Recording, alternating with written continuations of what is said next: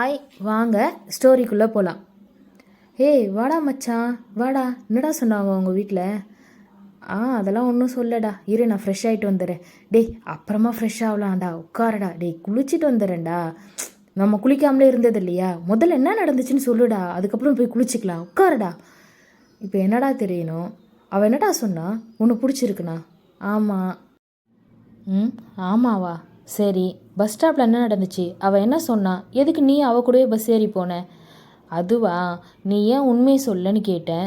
உண்மையை சொன்னால் உன்னை தான் காலேஜ் விட்டு அனுப்பிடுவாங்களே, அப்புறம் நான் உன் மூஞ்ச பார்க்காம எப்படி இருக்கிறதுன்னு சொல்லிட்டு அவள் பாட்டுன்னு போய் பஸ் ஏறிட்டாடா. எனக்கு என்ன பண்ணுறதுனே தெரியல.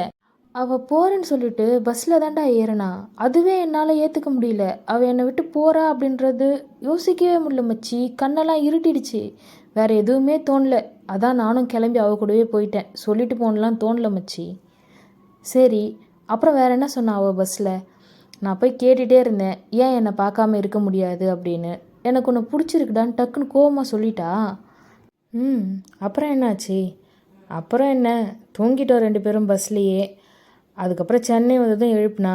அவங்க அப்பா இருந்தார், பிக்கப் பண்ணிட்டு போனார். வீட்டுக்கு போயிட்டு அவள் ரூம்குள்ளே போனேன் மச்சி. செம்ம அழகாக இருந்துச்சு. அவ்வளோ ஃபோட்டோஸ் தெரியுமா, அவளோட ஃபோட்டோஸு எல்லாமே அவ்வளோ அழகாக இருந்துச்சு.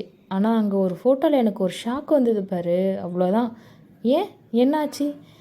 அவள் ஃபோட்டோ பின்னாடி என்னோடய ஃபோட்டோ இருக்கு மச்சி. அதுவும் எப்போ எடுத்த ஃபோட்டோ? நான் 11th படிக்கும்போது எடுத்த ஒரு ஃபோட்டோ. அப்படியே எனக்கு ஷாக் ஆகிடுச்சு. இது எப்படி உங்ககிட்ட அப்படின்னு கேட்டா, அப்போ தான் சொல்கிறா, 2 வருஷமாக நான் உன்னை லவ் பண்ணிகிட்ருக்கேன்டான்னு. என்னது 2 வருஷமா? ஆமாம் மச்சி. என்னடா கதை இது? அது எப்படா 2 வருஷத்துக்கு முன்னாடி உன்னை அவளுக்கு தெரியுமா? நம்ம 11th படிக்க சொல்ல என்எஸ்எஸ் கேம்புக்காக ஒரு வில்லேஜ் போனோம், ஞாபகம் இருக்கா? ஏன் ஞாபகம் இல்லாமல்? நீ கூட தண்ணியில் வந்து ஒரு கிழவியை காப்பாற்றுறன்னு ஹீரோ மாதிரி போய் தூக்கிட்டு வந்தே. அந்த வில்லேஜ் தாண்டா இவள் தாத்தாவோட வில்லேஜு. அந்த இன்சிடெண்ட்டை பார்த்து தான் அவளுக்கு என் மேலே லவ்வே வந்திருக்கு பாருடா. ஆமாடா, அதுக்கப்புறம் தான் நான் என்ன பண்ணுறேன், எங்கே போகிறேன்னு எல்லாம் தெரிஞ்சுக்கிட்டு எனக்காக தான் இந்த காலேஜ்லேயே வந்து ஜாயின் பண்ணியிருக்கா. ஹோ, அது மட்டும் இல்லை மச்சி, இன்னொரு ஷாக்கான நியூஸும் இருக்குது. அது என்னடா? நம்ம 6th படிக்க சொல்ல அஞ்சலின்னு ஒரு பொண்ணு நம்ம கூட படிச்சுது, ஞாபகம் இருக்கா? அந்த போஸ்ட் ஆஃபீஸ் வீடு. ஆமாம் ஆமாம், எனக்கு கூட அந்த பொண்ணு ரொம்ப பிடிக்கும் மச்சி. நல்லா ரெட்டை ஜடை போட்டுன்னு முட்டை முட்டை கண்ணு வச்சுட்டு அழகாக இருக்கும்டா. அப்படியா கண்ணா? ஆமாம் மச்சி, எனக்கு அந்த பொண்ணு ரொம்ப பிடிக்கும். ஆனால் அவங்க அப்பா ஏதோ ட்ரான்ஸ்ஃபர் ஆகிட்டாருன்னு அவங்க வீடு மாறி போயில்ல. அந்த பொண்ணும் இப்போ நம்ம கூட தான் இருக்குது. என்னடா சொல்கிற? ஆமாடா, இந்த 5 பொண்ணுங்களில் அவளும் ஒருத்தி. அப்படியா? யாரு மச்சி?